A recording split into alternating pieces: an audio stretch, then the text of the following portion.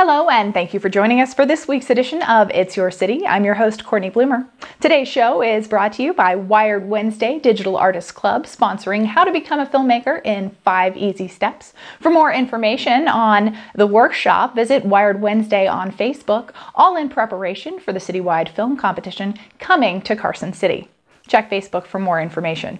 Today, I'm here with our guest, Frank Mullen. Frank, welcome. Thank you, Courtney. Frank is a Chautauquan and a local journalist and expert on the Donner Party. Thanks for being here.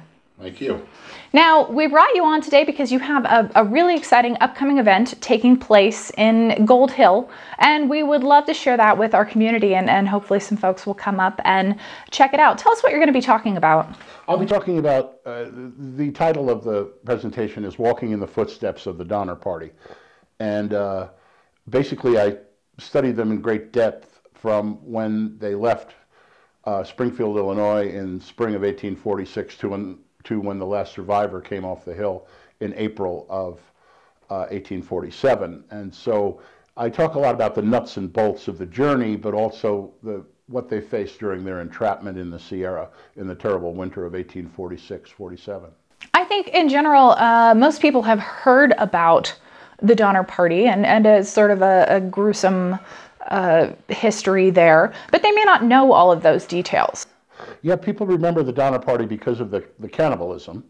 When they were stuck in the mountains for several months up there near Donner Lake, people died, and then those survivors had to cannibalize the dead in order for themselves to survive. And so that's kind of a Halloween kind of a story. Right.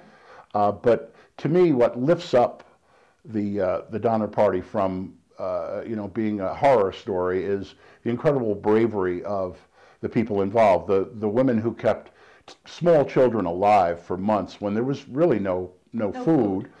And people that escaped, like William Eddy, who escaped and then came back to rescue others despite frostbite and everything else. And so there's a lot of real heroism there. Another fellow who, Charles Stanton, who could have been safe himself. He had no kin in the party. He was a single man traveling with them. Several times he could have been safe, but he always came back to try to help the others and died in the attempt. And he came back to these people for no reason but honor. Absolutely. So those are the kind of stories that we don't necessarily hear. Like you said, a lot of people just hear about the cannibalism, and it's a little bit of a horror story. And I think popular media has spun it that way a little bit too. But there's more to it than that. Oh yeah, and of course we remember them for the cannibalism. How many other wagon trains of the 1840s can you name? So that's what made them famous. For me personally. Yeah, but like you said, there's so much more to them than that. How did you become interested in studying the Donner Party in this amount of detail? When I worked for the Reno Gazette-Journal for 25 years, most recently as investigative reporter. And I always loved history, so I did Sunday pieces on local history for a long time. And then when the 150th anniversary of the Donner Party came around, I wanted to do something with that, but I wanted to do more than a Sunday feature or a Nevada Day special section or whatever. And so I did more or less a report, not really a diary, but a report, 150 years to the day for a year, what was happening to the Donner Party. And that ran in the Reno Gazette-Journal. And people liked it, and it became a book called the Donner Party Chronicles. And so I wound up doing more in-depth for the book as well, and so that's how it started. Absolutely, and folks can buy that book. Is there anywhere here locally that they can pick it up? Well, I know it's available on Amazon. It was published in 1997, and then we went through 4 printings, and right now it's out of print. I'm trying to get it back into print, but we sold a large number of copies, and it's so full of maps and photos and color photographs and everything. The publisher at the time was worried about it getting too expensive, and so now I'm hoping before the 175th anniversary we could get another edition out. All right, fantastic. Although it is available on used on Amazon. Right. Yeah. You can pick it up on Amazon as a used book. Mm-hmm. So people who really want to get their hands on it and delve deeper into the story of the Donner Party can look there. Absolutely. Now, you are considered a bit of an expert on this. Recently, the Weather Channel filmed a documentary about the Donner Party, and you were asked to come and speak on that. What was that experience like? It was a lot of fun. I've done stuff for the History Channel and Discovery and other channels in the past about the Donner Party and about other things. But the History Channel was a 2-hour, the Weather Channel was a 2-hour documentary. And it was filmed, the reenactment parts were filmed here, except for the snow parts because of the drought. But the actors were local people, mostly, and they did a really good job. I was one of the talking heads in that movie, and but the Weather Channel, it's called Dead of Winter, and the Weather Channel is still running it occasionally. All right, so people can check that out. Maybe go on the Weather Channel's website and look and see if it's going to happen again. Yeah, and they have been rerunning it for the last month or so on occasion. And if you do a search on your cable or whatever, Dead of Winter, it'll show up if it's going to run in the next week or two. All right. Now, for this presentation, you're presenting as yourself, correct? Yes, yeah, I'm not doing a character. But you also do characters. You're a Chautauquan. Explain to people, viewers who might not know what Chautauqua is. Chautauqua is a living history presentation in which someone who has studied a character for a long period of time, a scholar on that character, takes on the persona of the character and does a monologue, generally about 30-40 minutes long. And then the audience can ask questions of the character as though it is that person. Right.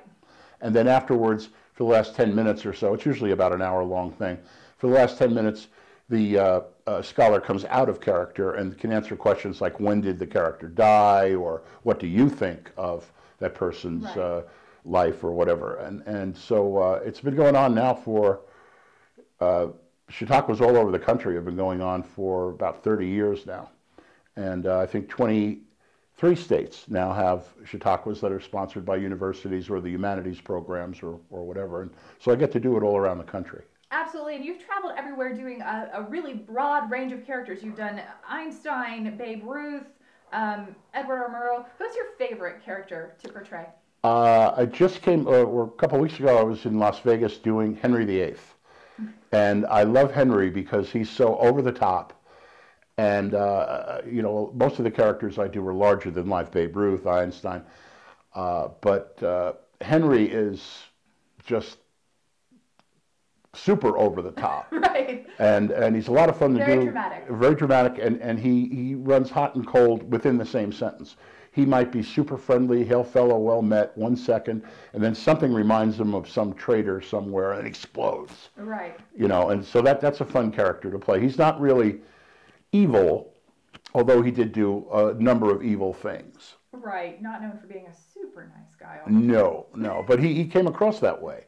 And the problem with Henry was people wanted to get close to him. They wanted to be in the king's orbit. And the problem with that is if you get so close to him, if he turns on you, and a lot of people, including 2 of his wives, wound up a head shorter for getting that close to Henry. Right. What kinds of things do you do to prepare for these presentations, the Chautauqua presentations? Generally, when I develop a new character, it's about a year of reading, of looking at documentaries.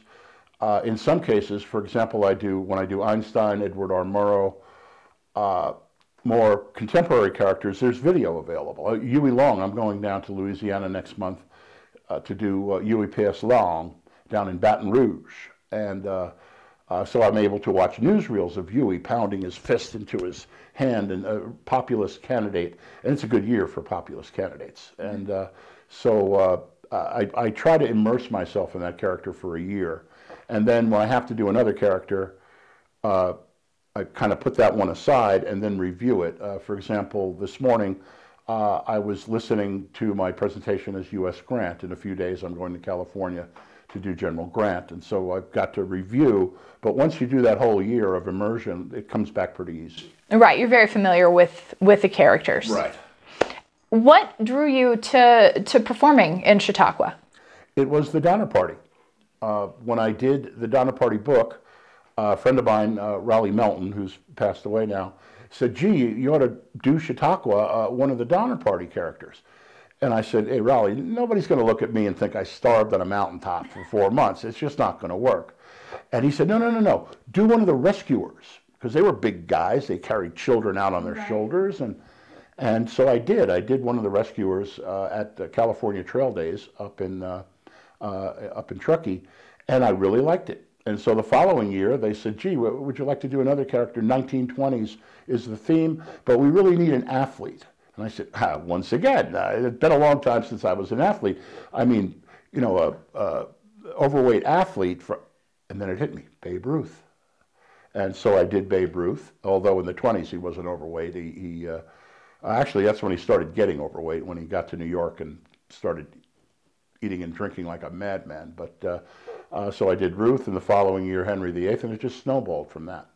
And how long have you been doing the Chautauquas now? Since 1998. Since 1998, so we're coming up on 20 years of... Coming up on 20 years, and I do 13 characters. 13 different characters. Yeah. Can you go back to them? I mean, I know you said you review. Do you do all of them still? There are some that aren't. I do, for example, J.P. Morgan. I've only done him twice. You know, there's not a lot of big call for him. But some of them, like Henry VIII, Babe Ruth, Albert Einstein, those are the three most popular. I also do local characters. Last year I did Dan DeQuille from Virginia City, who was Mark Twain's roommate and mentor, and he stayed in Virginia City for 30 years. Twain spent, you know, a year there and left and became world famous, but he learned a lot from DeQuille, and yet his mentor remained fairly obscure nationally, except for one book that he wrote about the Comstock. So there's some local characters like that. Caleb Greenwood, who was a mountain man who led the first wagons through what is now the Truckee Meadows in 1844.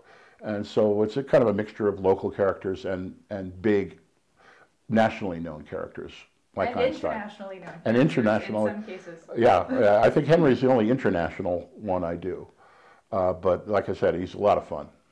And although the costume weighs about 30 pounds. So, historically accurate period costumes. Yes. That's what they wore then.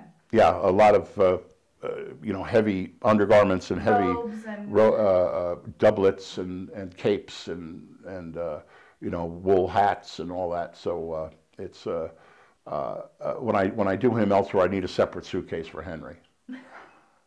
And you have gotten to travel all over the country doing this. Yes, yeah. Colorado, Missouri, Nebraska, you mentioned Louisiana's Louisiana's coming up, yeah.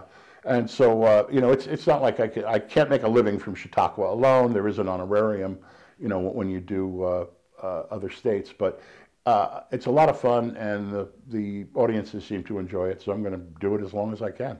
All right, Frank Mullen, a wealth of information on a number of different people, but specifically for this week, the Donner Party. The presentation is coming up at Gold Hill Hotel next Thursday, March 24th at 7:30 p.m.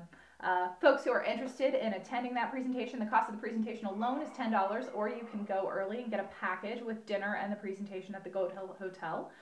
For reservations, call the number on your screen. Mr. Mullen, thank you so much for being here. Very much looking forward to your presentation. Oh, thank you, Courtney. All right, and thanks to all you for joining us this week for It's Your City, brought to you by Wired Wednesday. Check out Wired Wednesday on Facebook. Once again, I'm Courtney Bloomer, and we'll see you next week.